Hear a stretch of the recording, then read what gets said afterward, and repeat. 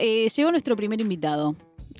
Así que tenemos ahora el honor y el desafío de hablar con Pablo Romá, que ya lo adelantábamos, licenciado en Sociología, docente de la Universidad de Buenos Aires y director de Circuitos Consultora. Junto a Esther Solano y Cecilia Feijó elaboraron este informe que mencionábamos, Las y los novísimos trabajadores, ¿cuántas changas para un salario digno? ¿Cómo estás, Pablo?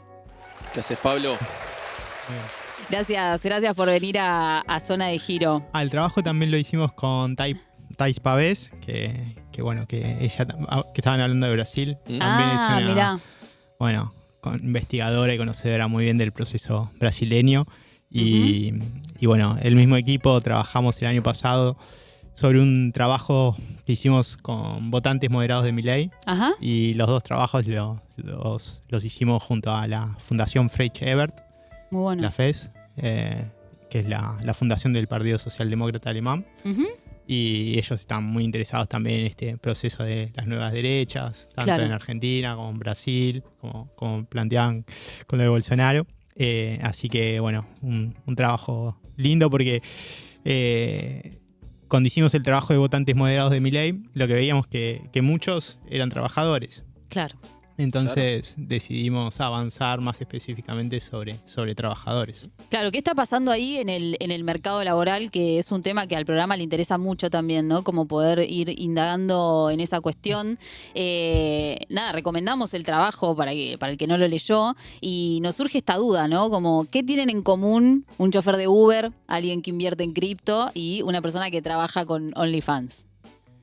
Bueno, uno podría decir que para muchos lo que los une es la necesidad de recomponer ingresos, ¿no? Lo que nosotros vemos en el trabajo es que hay una situación muy compleja, que es que los salarios en Argentina son muy bajos y en ese sentido las plataformas o la plataformización del trabajo viene a ser una respuesta a esa situación, porque también es cierto que el mercado laboral en Argentina no ofrece puestos de calidad, ya sea en blanco, registrados, sino, bueno, todos ya sabemos que hay una masa muy grande de trabajadores informales en condiciones de precarización. Y frente a esa situación de trabajos de poca calidad, de estar en negro, de tener un jefe hinchabolas o que te aprieta, esto y el otro, bueno, para mucha gente también la idea de la aplicación es una salida, ¿no? Porque también aparece mucho la idea de administrar el propio tiempo, ¿no? Establecerse a sí mismo la jornada laboral, ¿no? Decir, bueno, trabajo las horas que yo quiero, las horas que necesito. Si un día necesito trabajar menos, trabajo menos y después recompongo en los otros días de la semana. Yo lo que veo y lo que vemos en el trabajo es que hay una narrativa dominante que tiende a seducir a los trabajadores hacia este proceso, ¿no? Pero también es cierto que tanto el pluriempleo como estas formas son formas primero de precarización laboral y después de autoexplotación, ¿no? Entonces creo que ahí hay una tensión muy grande. La narrativa tiende a generar esta idea de, el emprendedor que arriesga, es audaz, que piensa en el futuro frente a un trabajador estable, aburrido, que va y cumple un horario, ¿no? Pero también es cierto que esto no tiene ese componente tan romántico, sino más bien es una salida también a una situación muy compleja, muy delicada. No quiere decir crisis, pero sí de las características que asume el mercado laboral en la Argentina. Y eso lo ves como, analizándolo, ¿no? A partir de todo esto que investigaron, ¿lo ves como un cambio estructural? ¿Es algo que llegó para quedarse o que puede llegar a ser una etapa más en este sistema? A ver, yo creo que hay una transformación. La tecnología transforma nuestras vidas. La forma en que nosotros nos relacionamos con el trabajo también expresa o tiene implicancias en nuestra subjetividad, en nuestra conciencia, ¿no? La forma de entender las cosas. Y creo que hay una transformación que es la transformación de la tecnología. ¿no? Hoy con el celular nosotros nuestra vida ha cambiado completamente. Yo soy de la generación anterior también al celular, miro cómo era antes, los vínculos que establecía antes, las formas de relacionarme con las actividades, pero también con las personas, eso ha cambiado muy fuerte. Y en términos del trabajo también cambia, ¿no? Entonces creo que hay una transformación que no es solo de Argentina, sino también global. Y ahora, porque también está la discusión, ¿no? Bueno, en los 90 era la cancha de pádel, era la remisería, el parripollo, ¿no? Y hoy es la aplicación. Bueno, puede ser que ahí... Ahora, el problema es que si uno... ese posicionamiento le dice a uno, bueno, quédate tranquilo, como eso se cayó, esto se va a caer, y yo creo que eso no va a pasar, digamos, ¿no? Pueden aparecer otras formas también. Está toda la discusión de qué puede pasar con la inteligencia artificial, si es una herramienta de reemplazo de los trabajadores o no. Pero sí entiendo que hay un proceso que es cualitativamente distinto a lo anterior, ¿no? Sí, y también pensábamos el valor que tiene el hogar, ¿no? Como lugar de trabajo. Creo que es un fenómeno también que explotó claramente con la pandemia, ¿no? Por obvias razones. Pero este cruce de los mundos, ¿no? Laboral, personal, ¿no? La casa como también tu lugar de trabajo, ¿no? ¿Cómo ves ese cruce entre... Porque creo que también tiene que ver con esto del trabajo como proyecto personal, ¿no? Uh-huh. Como algo mío, ¿no? Como si fuera también algo, no sé, como una reconfiguración de lo que implica el trabajo para la vida. Sí. Sí, yo creo que el hogar hoy tiene un peso fundamental. Creo que todo esto que estamos charlando, una a veces lo pasa de largo porque bueno, viene con la dinámica. Pero como vos decís, no se puede entender sin el proceso de la pandemia, ¿no? Total. Sin el proceso de la pandemia. Mucha gente, y también en esta tensión entre el trabajador estable o formal, estatal, sobre todo, ¿no? Que pudo transitar la pandemia con un ingreso, y aquel que no, ¿no? Entonces la aplicación aparece como una salida. La idea del hogar también aparece como una alternativa frente a esta situación, a lugares de trabajo con ciertas tensiones, con ciertos niveles de opresión, con ciertos niveles de... Bueno, es decir, yo tengo que estar en un lugar 8 o 9 horas. Y la verdad que con la aplicación puedo trabajar en mi casa, sobre todo para las mujeres, ¿no? Que tareas de cuidado, conciliar, digamos, proyectos, ¿no? El proyecto laboral con un proyecto también familiar. El otro día me preguntaban, bueno, pero esto no, con el avance del feminismo, ¿no es un retroceso? Y yo creo que al menos como nosotros lo vemos en las entrevistadas, hay un proceso de empoderamiento, sobre todo en términos de la decisión, ¿no? Es decir, esta es mi decisión. Yo tengo mis hijos, quiero tener un proyecto familiar, quiero cuidar de mis hijos, no quiero estar fuera de mi casa 8 o 12 horas por día, quiero acompañarlos a la escuela, al acto de la escuela, hacer los deberes, y bueno, y trabajar desde la casa permite esa conciliación de proyectos. Está bueno ahí porque vos recién hablabas de la narrativa, ¿no? Hay como un cruce ahí entre deseo, no por el trabajo en sí, pero deseo, ¿no? De tener una vida que me sea mejor. Y por otro lado, una suerte así de construcción de una narrativa más neoliberal, ¿no? ¿Cómo se cruzan esas dos concretamente? Y bueno, creo que tiene que ver un poco con eso que decía recién, digamos, ¿no? Las formas de actividad concreta también impactan en la subjetividad. No sé si hay un triunfo de la fe neoliberal en los trabajadores. Hay sospechas. Los trabajadores también sospechan de que esto puede no ser eso, claro, que la narrativa propone, digamos, ¿no?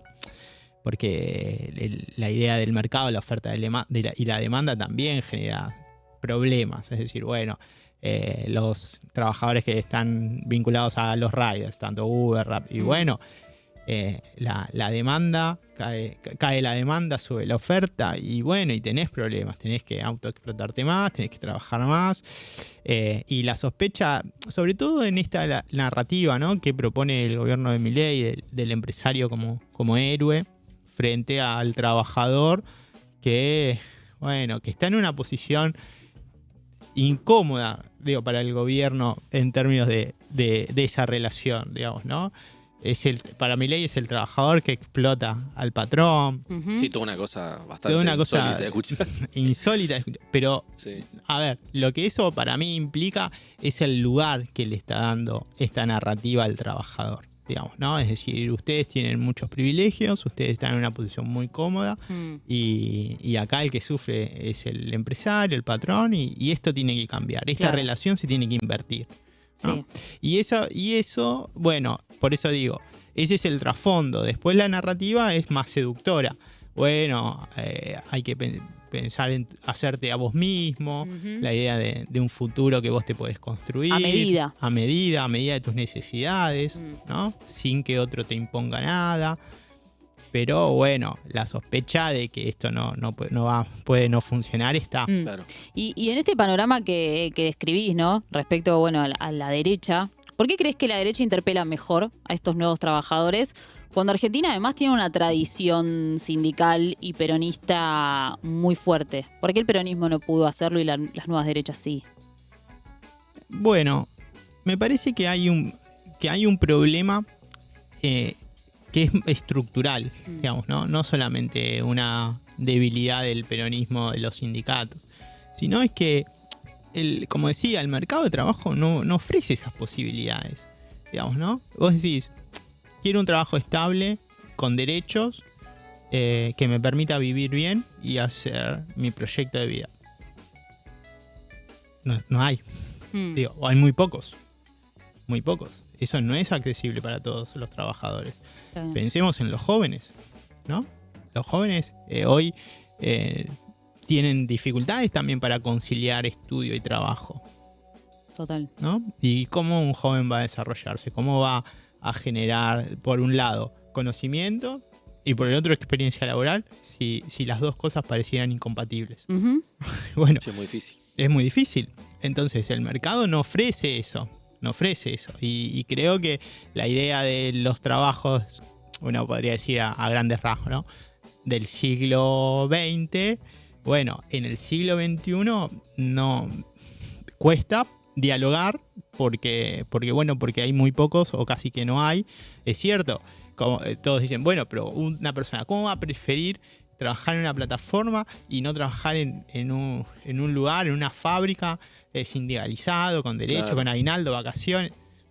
Bueno, es una situación compleja porque también mucha gente, muchos jóvenes no quieren eso, también miran un poco la trayectoria de sus padres y dicen, yo acá no Sí. quiero, no quiero Eso terminar. en el trabajo que hicieron se encontraron, digamos, con casos así.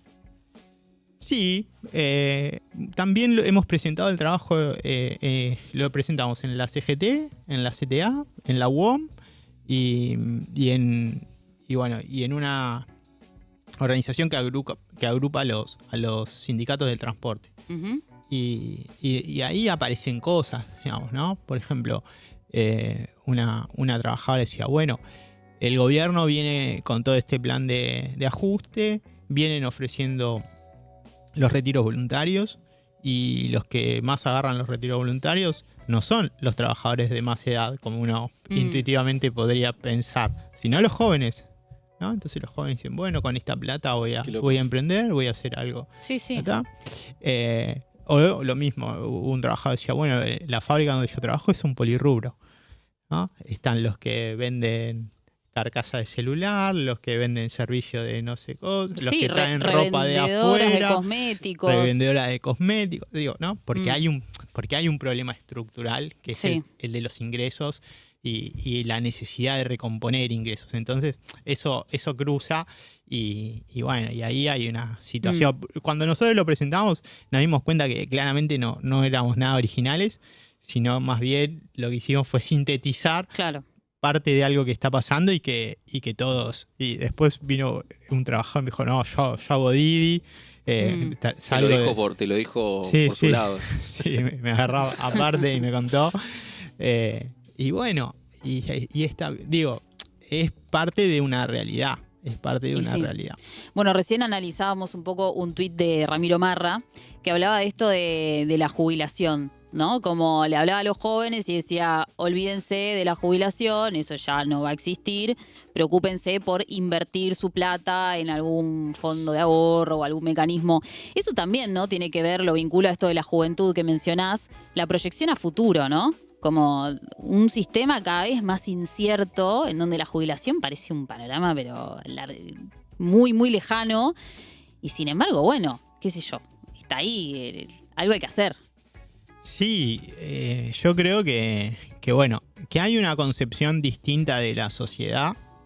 Esta narrativa rompe lazos, y el lazo fundamental que rompe es el lazo de la solidaridad, ¿no? Porque cuando uno piensa en la jubilación, lo constitutivo de la jubilación es esa relación solidaria entre los activos y los que no están activos, ¿no? Uh-huh. Entonces, eso se rompe. Creo que toda esta narrativa quiere romper eso, transformarlo, con esta idea más seductora, romántica, de, bueno, pénsate vos en el futuro, vos hacete a vos mismo, vos sos el que vas esto, ¿no? Vas a generar tus propios ingresos a través de la inversión financiera. Uh-huh. Todos sabemos cómo es eso también, digamos, ¿no? Sí, y el riesgo que tiene. Y yo creo que lo más pesado, digo, es que se rompen lazos sociales, lazos constitutivos de la sociedad. Uh-huh. Y yo creo que eso es peligroso también porque estas ideas seductoramente empiezan a permear. No, y ahí en el trabajo ustedes mencionan el tema de la crisis de representación, ¿no? En términos gremiales, me parece que va un poco de la mano, ¿no? Con esto que está diciendo la solidaridad. ¿Cómo imaginás vos que se puede llegar a recomponer ese lazo? Sí, es difícil, ¿no? Porque hay una situación también de tensión. Es decir, a ver, cuando uno mira el sindicalismo, tiene que mirarlo en sus distintas formas. Una cosa es la dirigencia sindical, que tiene su propia dinámica, y después también en los lugares de trabajo, sobre todo en las fábricas, hay cuerpo delegado, comisión interna, y ahí el sindicato tiene una presencia, ¿no? Tiene una presencia en términos de resolver problemas puntuales, concretos. Ahora, después cuando empieza a subir las decisiones, empieza a haber una opacidad, ahí no queda claro qué es lo que pasa en el camino. Sí. Porque hay otra lógica, digamos, en términos de la dirigencia sindical. Se negocian otras cosas, ¿no? Uno podría decir, bueno, hay una situación más territorial que el delegado puede resolver, puede incidir, puede tener una cercanía. Ahora hay decisiones que están más arriba, que define la dirigencia sindical, que muchas veces va en contra de los trabajadores propios y muchas veces en contra de lo que se vota a veces, sí, ¿no? Entonces eso genera una opacidad, genera una crisis de representación porque los intereses de la dirigencia, porque cuando se habla de sindicalismo y en términos negativos se habla fundamentalmente de la dirigencia sindical. Uh-huh. Y eso genera esa crisis de representación, la gente no. Y aparte también porque en esta idea de los que asumen el hacerse a sí mismo y asumen también la responsabilidad individual de los ingresos, porque antes era una conquista colectiva el salario y hoy es una responsabilidad individual. Sí. Entonces, al ser una responsabilidad individual, y bueno, que no se meta nadie, que no se meta el Estado, que no se meta el sindicato. Si es una responsabilidad, si nadie me da nada, si yo me lo tengo que garantizar, me tengo que garantizar mi jubilación a futuro, me tengo que garantizar el riesgo si me pasa algo. Sí, ¿no? Tus propios acuerdos también, ¿no? Exactamente. Entonces ahí creo que la crisis de representación está. Ahora, ¿cómo se resuelve eso? Y bueno, hay que pensarlo profundamente. Sí, bueno, también pienso en la sensación, ya en un lugar capaz más psicológico, ¿no? Pero la sensación de hartazgo, ¿no? Porque, digo, una cuestión concreta, el hecho de tener muchos trabajos, el pluriempleo, también te llega a degradar la calidad de cada trabajo, me imagino, ¿no? Digo, tener tantas ocupaciones. Digo, no tiene que ver la cantidad, tiene que ver la calidad, pero vos que mencionabas la cuestión del tejido social y también hay una sensación como de cansancio, ¿no? Total. El otro día nosotros hacemos semanalmente entrevistas cualitativas, ¿no? Y entrevistaba a un chico que era policía y decía eso que estás diciendo vos. O sea, yo después tengo que hacer hago Uber para generar un ingreso. Ahora, y en la reunión había una chica que era maestra y decía, bueno, tanto el policía como la maestra cumplen un rol fundamental en la sociedad. Sí. Claro. Y esta situación de ingresos bajos, donde vos te tenés que empezar a privar de cosas, lo que genera es que no podés hacer tu trabajo. Bueno, después discutimos qué significa una cosa y la otra. No, claro. No son equiparables, desde mi punto de vista, pero incluso ahí podés meter el tema de los trabajadores de la salud y las declaraciones que hizo Lilia Lemoine, que van en línea con esto, como decir, bueno, el laburo del médico hasta puede ser prescindible si se no paga te alcanza, mal. claro, si buscate buscate otra cosa. Por eso yo creo que ahí se empiezan a romper lazos, digamos, ¿no? El día que nadie se anote en medicina porque pagan mal y todos quieran invertir en cripto, ¿quién va a curar en esta sociedad? El día que los docentes no quieran inscribirse en la carrera porque pagan mal y hagan otra cosa, ¿quién va a educar? ¿No? Entonces me parece que ahí la narrativa de la extrema derecha es una narrativa, por eso digo, que seduce de alguna manera, pero también que tiene el trasfondo de que hay muchos lazos de la sociedad que buscan romper. Sí, no, y también me pregunto como, igual hay cosas que siguen siendo iguales, ¿no? Porque las cosas cambian, pero hay muchas cosas de trasfondo que quedan, que todavía hay un entramado de poder en esas empresas que te están dando ese empleo, ¿no? Que en general son empresas que vienen de afuera, son empresas que están radicadas en Argentina, pero digo, igual no son empresas nacionales, ¿no? ¿Cuánto se cuestiona también de dónde viene Uber, cómo opera, Rappi, Pedido Ya, bueno, OnlyFans, ¿no? ¿Qué onda el funcionamiento de esas apps que parecen como cosas virtuales, claro, como cosas intangibles y en realidad son empresas? Sí, total. No hay mucha conciencia de eso en general. No está planteado así. Yo creo que eso sí es una tarea que tienen quizás los sindicatos, que tiene que ver, que quizás tenga el Estado, ¿no? Por ejemplo, el sindicato de programadores está planteando la necesidad de la democratización del algoritmo. Claro. Porque no hay información. No hay información clara. Primero, no se sabe cuántos trabajadores trabajan en las plataformas. No se sabe cuántas horas trabajan los trabajadores en las plataformas y no se sabe cuál es la rentabilidad de las empresas de plataformas. Claro. Porque son, como vos decís, son empresas supranacionales, digamos, ¿no? No tienen ningún vínculo con el Estado argentino. Y se quedan con un porcentaje, algunas entre el 20, otras el 25. Bueno, ayer leí un tweet de alguien que decía que si vos vendés por Mercado Libre se queda con el 12,5% de tu venta. Entonces, me parece que ahí hay una tarea para bueno, claro. pedir información, ¿no? Y creo que la democratización del algoritmo apunta un poco a eso y creo que eso es una tarea que está pendiente. Y la disputa está simbólica también respecto de... No, en realidad no sos tu propio jefe. Hay un jefe. Por encima, a pesar de que vos no sientas que existe. Por supuesto, porque ahí también esta idea de, bueno, terminás siendo un poco esclavo de la demanda, ¿no? Y eso...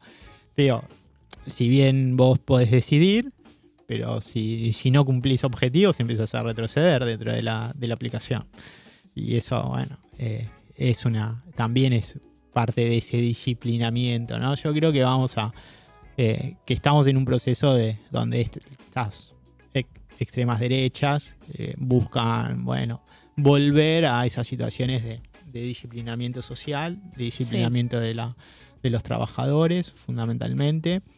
Y bueno, y han encontrado esta perspectiva un poquito más seductora que les permite avanzar sobre algunas cuestiones. Ahora, bueno, habrá que ver, como vos decís, digamos, ¿no? Hay cosas que no cambian, hay relaciones que por más que quieran vestirlas como, bueno, esto, ¿no? De perspectivas positivas, que vos te podés pensar en tu futuro, que arriesgás, sos audaz, como carácter bueno de esas cosas, hay una relación que sigue siendo la relación laboral, que es compleja, ¿no? Y ahí, perdón, Mechi, ahí, en ese sentido está bueno, porque te hicieron un trabajo sobre los votantes de Milei, ¿no?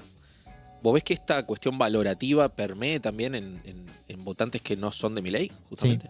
Sí. Nosotros hicimos unas entrevistas de control sobre votantes de masa también en 2023 y está un poco permea, también permea, digamos, porque hay una situación, por ejemplo, la lógica más de esto de que el Estado no se tiene que meter, que el sindicato no se tiene que meter, digamos, ¿no? Porque entiendo, y vuelvo al principio, yo creo que esto no se entiende si no comprendemos que la situación de los ingresos es muy mala, que el mercado de trabajo no ofrece puestos de calidad, ofrece puestos muy malos. Y, por ejemplo, una de las entrevistas decía, bueno, yo trabajé en varios lugares, ¿no? Informal, en una panadería, bueno, mi jefe, bueno, un tipo abusivo, tóxico. Bueno, prefiero hacer Only que estar ahí. Y aparte, OnlyFans es también tiene una cantidad de relaciones interesantes, digamos, ¿no? Porque hay redes de seguridad, de cuidado, ¿no? De cuidado. Por ejemplo, muchas venden afuera, venden sus servicios afuera. Solo afuera. Solo afuera. Ok. Por una cuestión de seguridad. Digamos, ¿no? Como del archivo, ¿no? Del archivo, de salir a la calle, de que te pueda ver el vecino, lo otro. Hay una función ahí, ¿no? Me parece en la aplicación, ¿no? Donde vos podés poner que solamente le aparezcan como a gente de afuera. Bueno, eso es muy loco también, ¿no? Porque pienso en estas instancias intermedias, ¿no? O sea, vos te pasa algo, te pasa como usuario y me imagino también si vos trabajás dentro de una aplicación, ¿no? Como a dónde reclamás, a quién le vas a decir, che, me pasó esto, ¿no? Como pienso en esta instancia como del éter, ¿no? Bueno, ¿y dónde están esos mecanismos que nos protegen? Por eso se generan esos vínculos más solidarios entre mujeres, entre personas que trabajan. Hay grupos de WhatsApp, grupos de Telegram, digamos, ¿no? También hay cursos de cómo hacer rentable el negocio en la aplicación, como están los de los CryptoBro, están también los grupos de Only. No se ven mucho, ¿no? Pero aparecen en las entrevistas. Mirá. Sí, es más tabú quizá también. Digo, por el tema. Sí, de hecho, por ejemplo, nosotros para contactar, sabíamos de una persona, esa persona dijo, yo, y fue la que convocó, digamos, la que reclutó también a otras personas por estas mismas redes, ¿no? Y pienso, capaz estoy pensando un poco en el aire, ¿no? Pero es como un poco la vida de siempre, pero llevada a lo digital, ¿no? Como apuestas, servicios sexuales, no sé, transporte, movilidad, pero como en otro plano, ¿no? No sé si es tan así la lectura, tal vez es un poco lineal, pero como servicios que existieron siempre, pero llevados a otro plano que cambia la lógica laboral. Y, por ejemplo, también en Only lo que aparecen son muchos construcciones de vínculos, no necesariamente sexuales. Claro, sí, chatear, roles, ¿no? Sí. Roles. Bueno, interesante para pensar lo de la solidaridad, ¿no? Y la cuestión más colectiva. Y la soledad en este mundo. Y la soledad, claro, ¿no? Buscando dónde apoyarse. Sí, yo creo que hay situaciones que son profundas, complejas, que no es solamente, decir, vendo contenido sexual, sino también que hay un conjunto de relaciones donde, eso no termina de alcanzar y la relación humana mediada por la aplicación, ¿no? Eso un poco lo que vos decías.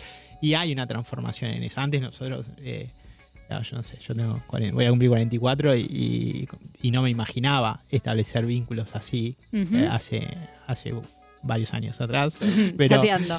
Pero bueno, hoy aparece eso, digamos, ¿no? La idea de establecer vínculos, roles, todo un poco en la tensión entre lo artificial y lo humano, ¿no? Pero bueno, son formas que van surgiendo. Total, muy interesante. Muchas gracias, Pablo, por venir a Zona de Giro a hablar un poco de este tema que siempre